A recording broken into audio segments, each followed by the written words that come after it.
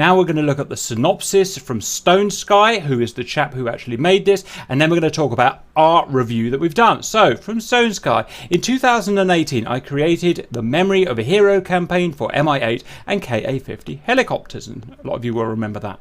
I always pay a lot of attention to the script and the interesting plot. In this campaign, players will be able to fly over the Arctic. Most of the missions are civilian, but there are also combat missions. Not a single person dies during the campaign, of course except for the player himself if he cannot control this bus. And again, you take over the seat of the commander of a MI-8 MTV-2. You are Dmitry Tarazov, a young pilot who climbs the career ladder and is faced with professional difficulties that your crew helps to overcome. The adventure story of the crew campaign consists of two parts. In the first part, you have to perform the following tasks.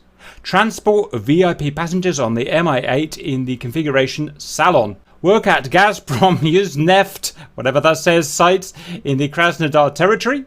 Perform tasks in visual and non-visual conditions. Work on the Gazprom Arctic sites on the territory of the Bolshevik Island, Severanya Zlemya Archipelago, implemented on the Caucasus map.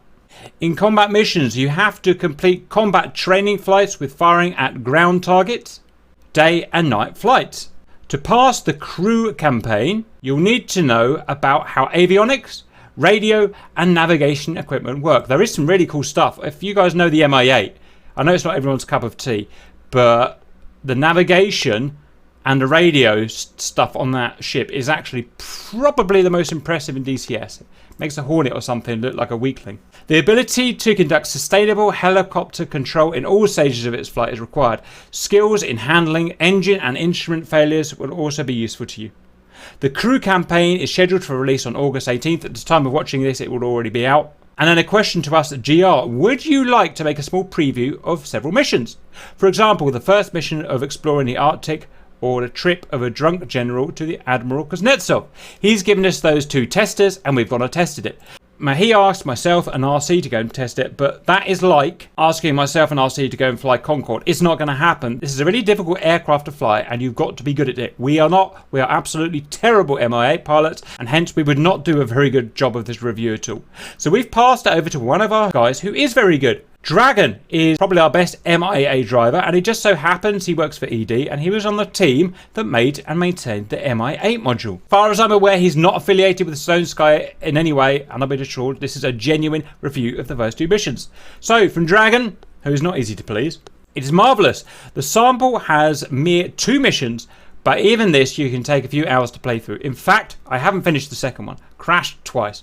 The difficulty level is rather demanding, but I like it. So this is for the hardcore MI-8 simmer. The work gone into the voiceovers and the briefing, you're going to appreciate it. This campaign is not a shooty one, boo, but about being a hard-working pilot, I'm certain. I'm not sure if you will be too excited about that, but all it's set up is appealing to every nostalgic bit of my Soviet self. And he's from, I think it's from Kursk. 10 out of 10. Dragon will definitely buy it. It is not without its problems though. Most of its immersion is, well, obviously done via audio and dialogues, but it is where you can break it if you veer off the way you are supposed to go into the mission. That's the problem with making missions in DCS, in that if you do go off the wrong way, everything sort of breaks down a bit. I.e., the first mission is a race against the clock that you are supposed to lose. But if you try and win and force the pace, the chatter may not catch up and overlay with other bits. And all the talk is done via the radio, even when it's happening in the cockpit. I think that's the only way you can do it as far as I'm aware, I may be wrong. And if you are not tuned onto the radio, which is a skill in itself, to what you are supposed to do along the mission course, you will not hear your dialogues. And when you finally tune to what the game is expecting of you, all what you have missed is being showered at you. See the sample here, and we've got a link there that I'll link to you guys. Now, the briefing suggests that the workaround is switching easy comms on, which means you don't have to tune your own radios and things like that. But then, why not force this option from the mission itself? Oh, and Buran 10, whatever that is, never gives you permission to land and never switches on the deck lights. I presume it's because MI-8 won't fit into its hangar, but you still land. And it gives you a never expiring feeling that you did something wrong. Or I'm just being picky. Oh, and tell them to pump the background radio chatter up just a bit. So, some criticism there. Like I said, you're not going to get a harsher criticism than the guy that made the plane. But still rates it 10 out of 10. And we'll definitely buy it. As honest and professional as we can be about that. Links are in the video description. See you later.